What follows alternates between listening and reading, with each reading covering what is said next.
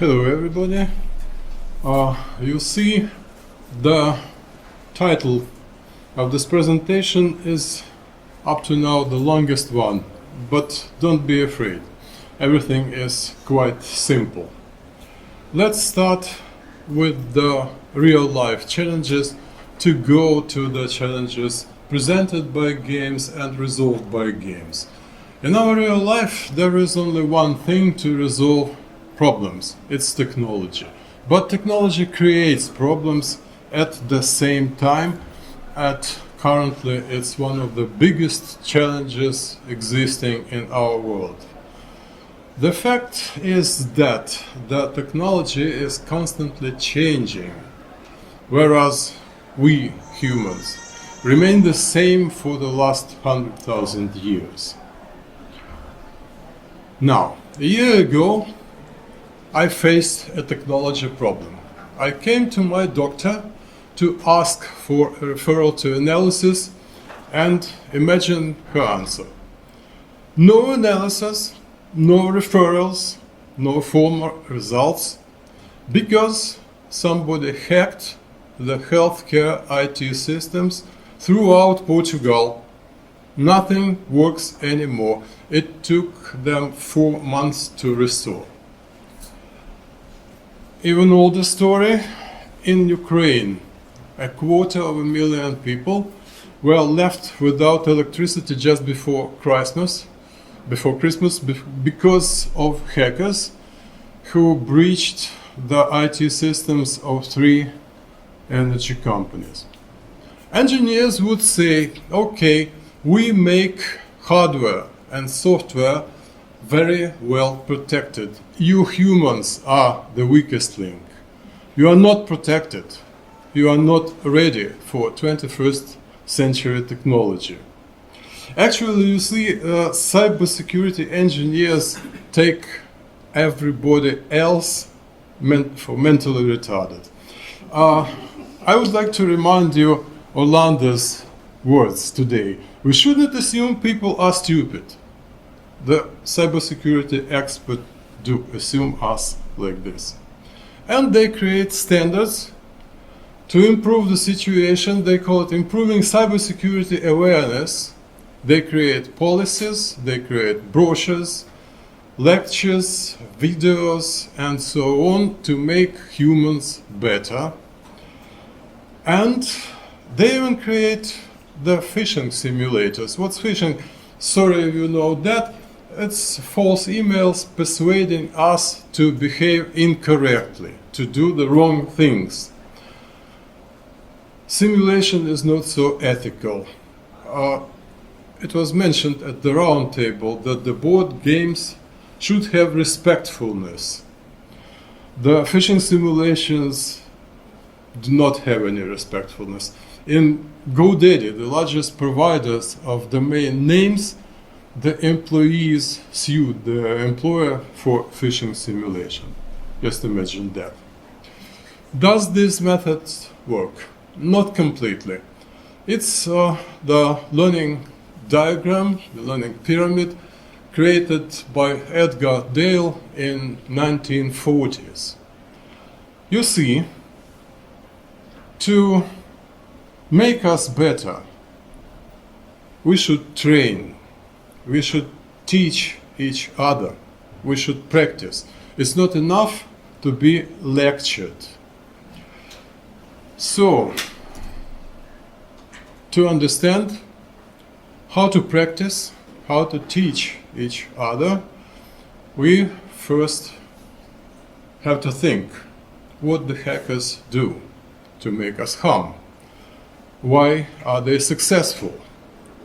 What methods are successful? And after that, we can think about countering these successful methods. Currently, it's called social engineering, but it's a very old thing. The English speakers would call it con artistry, and it's actually hidden deception. We don't pay attention to some tricks, and the social engineers make us harm. Methods are well known. and they are very well described in the classical influence book by Robert Cialdini. Cialdini says there are just 6 active methods of influence or persuasion, and they also use our all common laziness and greed. That's how social engineers succeed. Why are they so successful? Because they use the thing that Daniel Kahneman and Nobel laureate called fast thinking. Actually, the slow thinking requires taking a second to think. It's a quote from one of the speakers today, from Ivan Barroso. And it's very energy consumptive. It's not so efficient to think, to reason, to analyze. That's why the social engineers try to turn on our emotions, and after that we don't think. We just react, reflect. It's intuitive, it's fast, and energy efficient. That's how they do it. Actually, what we need is to understand that we have to create, we have to shape somehow a new behavior. We have to create new reflexes. An interesting thing is that it's possible to create reflexes even by games. So, what are advantages of board games as a method for creating new reflexes, new behavior, actually? The board games and training based on the board games go in a well-known environment for trainees. It's an ordinary meeting room in a company, and they use the things that I would like to show you now. It's cards. It's bigger cards with hints what is being used and why. And I like to distribute it in the audience.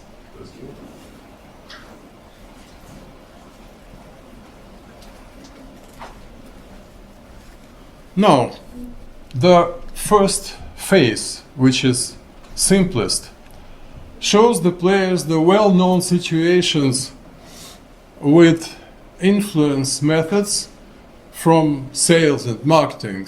We all know these tricks, and we all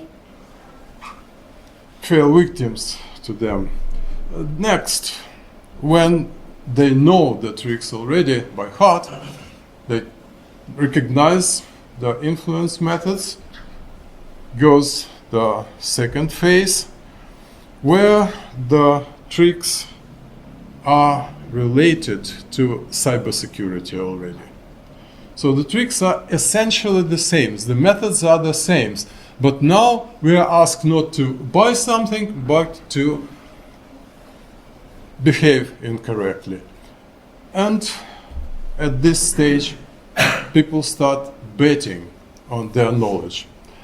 Next is the most interesting thing. They start creating their own cyber attacks. Because to study defense, you must first study attack, to understand how you are being attacked. Then these attacks become more and more specialized, and they also have new cards. These are prototypes yet. How to protect themselves, and they see how these attacks will be delivered. What are the channels of delivery, and the channels, when they know what to do and how to do it, they start adjusting it to be more specific for standard roles in the companies, accountants, HRs, managers, and so on. As an outcome, after the training people recognize the manipulation techniques. They stop and think. They counteract effectively. They are capable of discovering cyber attacks and protect themselves. We started in Ukraine 5 years ago, and you know what came next. 3 years of lockdowns, 2 years of full-scale Russian war against Ukraine. So now we are in Portugal.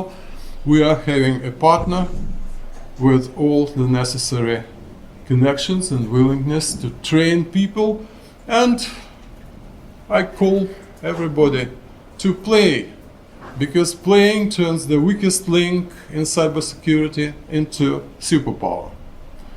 I will be pleased to answer your questions after the presentations, and I'd like to thank you for your attention.